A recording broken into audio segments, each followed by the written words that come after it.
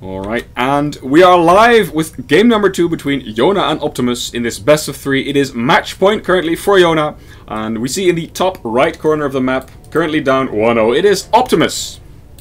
And his opponent, as from Optimus, is also, but from the Netherlands, will be the Zerg player. I think he plays for Lowland Lions. It doesn't show up here though, but it's Jona.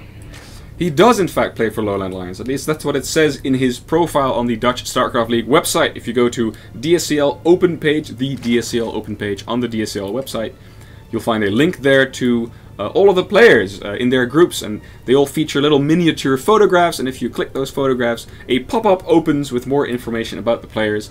So if you want to know more about your favorite players, definitely check out that page. Of course, we're trying to complete that data because not all the players have submitted a little player biography, so we're trying to complete that data. But of course, Jona and Optimus both have some information there. I think Jona has a very bold statement there saying that I'm trying to win the DSCL, something like that. So I'm curious today. Let's see if he actually advances to the next stage, which is a requirement for winning the DSCL. Yeah, I mean, Jona's been putting a lot of time into StarCraft. Like you mentioned, he wasn't 100% satisfied with the results he said last year. So he wants to improve on that. But he's already had a solid base in the Netherlands, in tournaments in the Netherlands, and also against players like Optimus. I think he's already played players like that a lot of times, and very often he comes out on top because he's just an excellent player. And if he can work on those foundations, it could really be something for the coming years, Frank. Definitely, I'm definitely keeping my eye on Jona. And by the way, there's a thing going on right now, which is the Nation Wars. I don't know too much about it. I'll have to read more about it, maybe make a news post about it on the website. But there is a tournament coming up in which nations will face each other, and the Netherlands is one of the nations actually competing in there. And if you Google it, you can go to their website and actually vote on the players per country that you want to participate, so that you want to represent the country. And of course Jona, and I think Optimus too, are some of the players that you can vote on to represent the Netherlands. So definitely Google that, or keep an eye on the website. We'll have a news post about it shortly. I hope that they have bets during that, like real money bets, because I would just bet on South Korea and win all the money. I think your odds betting on South Korea aren't that good per se. I think you probably wouldn't get more than a lot of your basically the money back that you put in there. But I'm not sure if South Korea is one of the nations competing. It might be kind of a more a foreigner initiative, but I'm not sure about that. Again, I haven't read too much about it. I just saw the website. I think if they do it with European countries, then a country like Sweden would have very good odds, as with Germany, and actually the Netherlands is one of the very good countries for StarCraft as well. We got a Reaper harassing a little bit. Not actually doing that much though. We've got some Zerglings on the ramp. I don't think that Optimus is gonna make anything happen with this, but he is making it so that the drones can't mine from the natural expansion right now, so it's a little bit annoying, but the Queen is gonna pop out soon and it's gonna take care of that pesky Reaper, Frank. Exactly. Oh, there come. Oh, but there's 2 Reapers now. They might get 1 drone before the Queen pops out. Actually, no, the Queen does pop out, but the drone goes down as well. Actually, a 2nd drone. Oh, barely saved it by turning it into a Spore Crawler. Actually, a little bit of a misclick there from Jona. He didn't target the weakened Reaper. I think he could have gotten it there. I'm not 100% sure, but I think he could have gotten it there. But good pick off from Jona. But that's all right. 1 drone is not the end of the world. Nope. And of course, these Reapers heal themselves when they're out of combat long enough. Kind of like Protoss shields, but then with health. It's a pretty nifty feature. I mean, it makes sense that you heal over time, right? The Reapers do that as well. So do the Zerg units, of course, but just a lot slower. But Reapers are very good for scouting early on, and you want to keep them alive. You can do a poke in later on with Hellions. You see that often, and I think Optimus is going to go for that. He's actually adding a bold 3rd command center right there. Just after his expansion finish, he placed it down straight away. Well, I see people in the chat actually responding to the Nation Wars. There's a link to the Nation Wars there. It's done by O Gaming. Isn't that a French? O Gaming, is that French? I think they might be French. I'm not sure about it. And actually, you can vote for Shaq as well, apparently. So that's gonna be fun. I hear O Gaming. I think Odin Gaming. I didn't know I was organizing this, but Odin Gaming. I didn't know you were. I didn't know you were doing this either, man. No, but it's my pleasure. Oh. It's my pleasure. All the money on South Korea. So the bunker is almost finished at front, so he's playing it a little bit safe again. Optimus is going for a macro-intensive game once again, and Jona already beat him at that little game last time. So we're gonna have to see how he switches it up a little bit. But once again, we are going to see an excellent Overlord Scout, which is going to see that there is the potential of Hellions, Banshees, and a little bit of pressure with the addition of the third command center. So Jona feels pretty good right now, Frank. Yep, he can see a lot of what his opponent is doing. Basically, all the essential stuff has been scouted by Jona. Basically, everything has been scouted by Jona. Oh, I pushed the wrong button. There we go. We're back. I think I pressed the B button. I think you went back in time just a little bit, so you can watch that Overlord die again. You horrible person. That's alright though. The Banshee is on the way once again. I think the only deviation would have been if he didn't make Cloak, but he's making Cloak as well. So this is just the go-to build from Optimus, and let's see if he can do a little bit of damage. I think last game he didn't really manage to do a lot of damage, but the Hellions and the Reapers are poking in at the front right now. Yep, and of course the Reapers, he kept all of them alive, so that is useful because during all of the skirmishes that will follow, you can pop those Reapers inside the main base of the Zerg and get some free scouting. Don't need to use the scan for that if you still have Reapers. So yes, they can be very useful at this stage in the game as well. I just got a heads up, Frank. Yeah, it's French, so O Gaming is French. You were exactly right on that. It's the same people who organized Iron Squid, which I actually watched. I think there were two of those, Iron Squid 1 and 2, and it was pretty cool. So that's nice. We will see the French guys on that. I don't know if South Korea is allowed to join, but we're gonna have a heads up for that, no doubt. From Jona, it's once again going to be a Spire, and let's see the reaction from Optimus. Last game he went for the Thors and Vikings, but the Thors being slow was one of the reasons why he couldn't really defend all of his bases, and he didn't have a lot of missile turrets. And look at that, the Overseer is gonna see everything going on. How do you feel about Optimus' position right now, Frank? I'm not sure. He's trying to do some damage at the moment at the third base, but he gets deflected. Basically didn't do too much. Maybe he got one Zergling kill, but these queens have kept each other alive using their transfuse ability. So they're sisters in arms, and denying lots of damage being dealt by Optimus. And I wonder whether Optimus' build maybe depends on his first push doing some damage, or because I'm wondering what his follow-up is. Of course, again, the Thors are coming up, so he should be not completely unprepared for the Mutas, but of course the Spire is done right now, and so the first Mutas are probably on their way really soon. Jona has saved up about 900 gas, now it's dropped to 500 because he's got 4 Mutas in production. Let's see if more will follow. I think they should, because usually 4 Mutas, if you're going with 4 Mutas, it can be held off by a minimal amount of units, and then of course the Terran has been tipped off that there's definitely more Mutas coming up. So Mutas are more effective if you swarm in with a whole bunch at the same time. And we don't see that whole bunch right now, it's just 4. Yeah, I mean, Optimus has poked in at the front, so he knows that there's just Queens and Zerglings. So he's having a good read right now. He's adding missile turrets, he's you know, I've only seen Queens and Zerglings.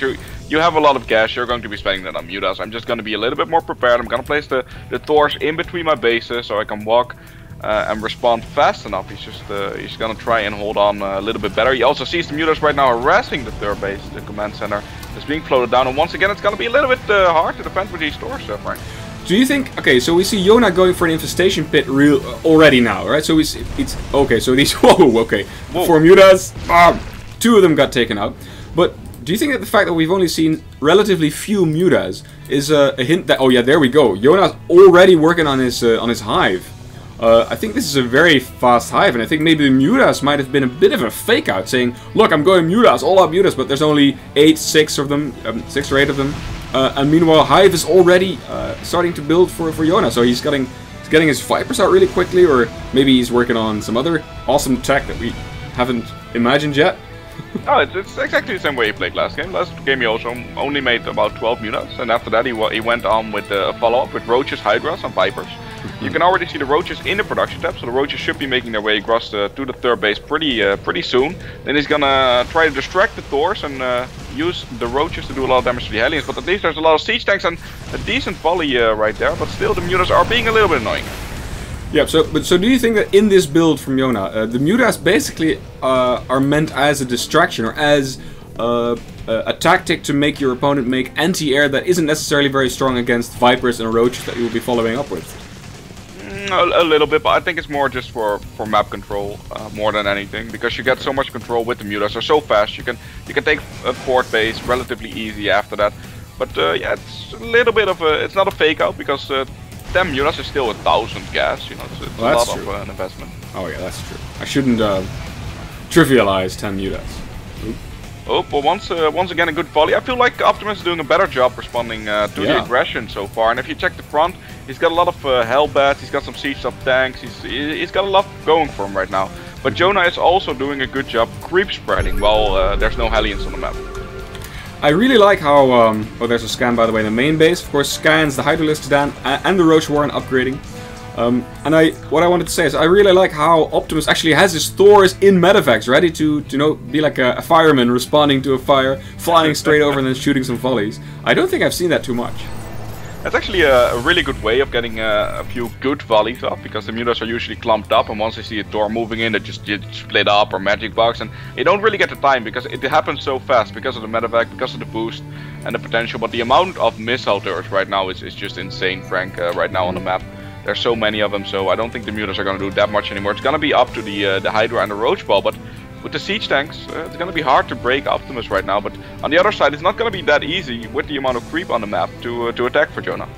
Nope, definitely not. We see a medevac with some, what are these called again? Hellions inside, trying to do some damage at the bottom, but the creep spread from Jona is so good that he has spotted this medevac, I was going to say right away. Medevac dies instantly.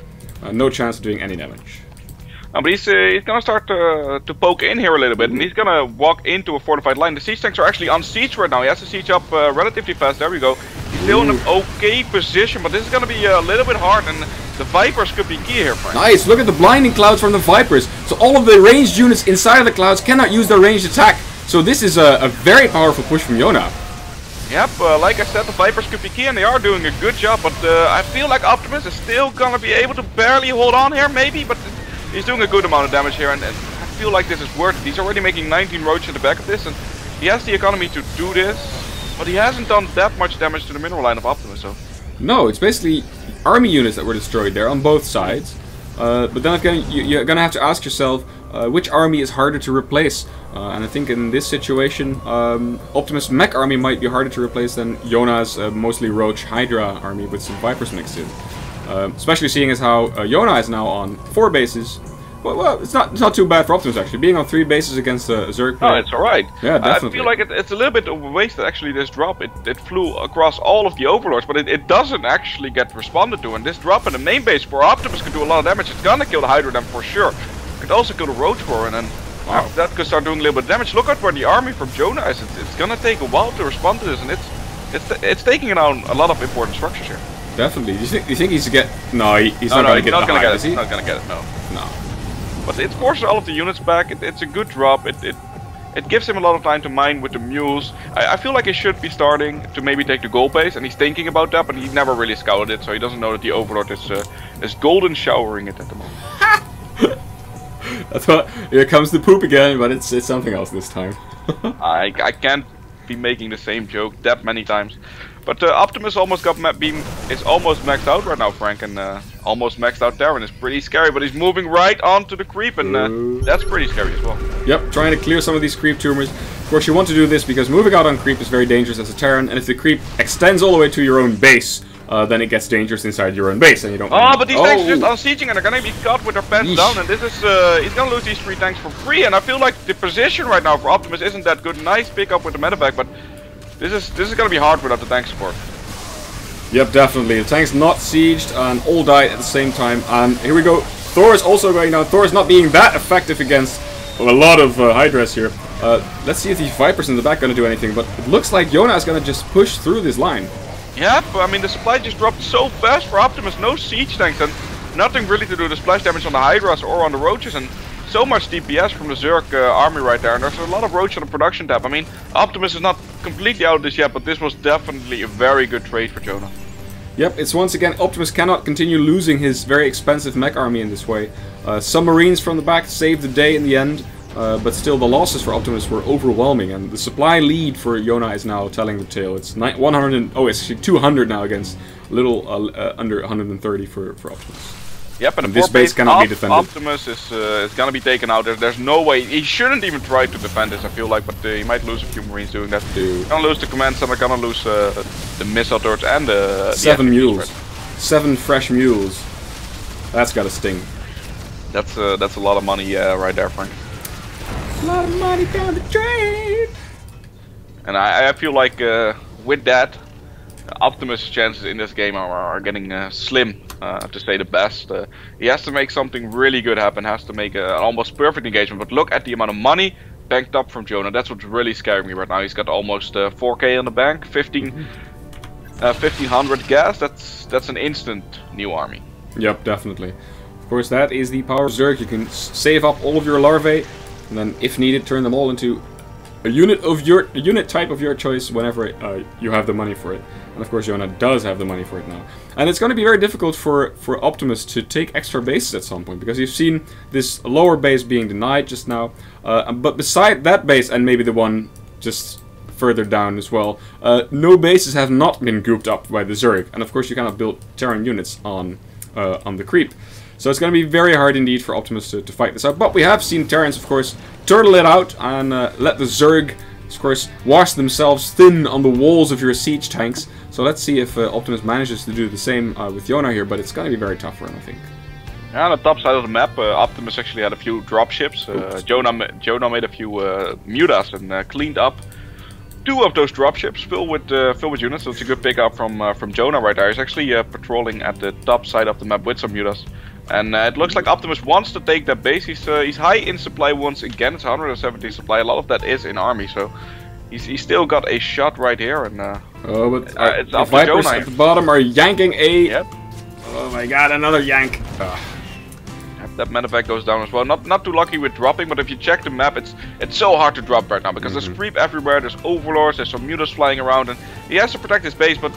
It feels like the Zerg is actually going to get into quite a decent position here, but the siege tanks are also excellent from the high ground and the low ground. Look at this army just gets shelled away. Nope. Okay, so this base now belongs to the Terran. And some new mules dropping there as well. So let's see how Jona reacts. Is he going to send in maybe some mutas at the top? No, they were just patrolling. This, of course, is something that Jona does want to combat. He can't just let Optimus take a 4th base and get away with it that easily. So there we go, some Zergs at the top where the army is not now for the Terran player. Let's see if they can get something done. I think the Roaches are gonna kill quite a few of the SCVs right there. Well, actually not that many, and the Marines do get there to save the day. The mutas can't really do anything because there's more missile turrets than SCVs, I think, on the map right now. So there's just so many of them, but they are denying these drops constantly. Just look at that. At the top side, once again, a dropship can't fly through. The mutas are in a good position at the top. And on the bottom, there's so much creep spread, so much overlords, and a base as well from Jona. So it's really hard for Optimus to move out of his base, but he's still 160 supply. He's got a decent army, but there's going to be ultras on the way, and he's also making a greater spire. So there's going to be a new threat there. Yep, there's going to be a new phase in this game where Optimus has to face tier 3 Zerg units. That's not going to be very easy. But this ramp is very small. Of course, it is not very defended either. Oh no, Frank! Look at this! This is going to be pretty bad. I mean, the ramp is good for the ultras, but oh no! Oh, look at the blinding clouds! This is not the way that Optimus wants this engagement to go. He's going to lose a lot of units. I don't know if he can actually hold on here. And there's also some queens at the back. The blinding clouds are doing a lot of damage. There's a flank with some hydras and some queens on the other side. And if you look at the supply, it just tells the story right here. He's going to get cleaned up. Jeez.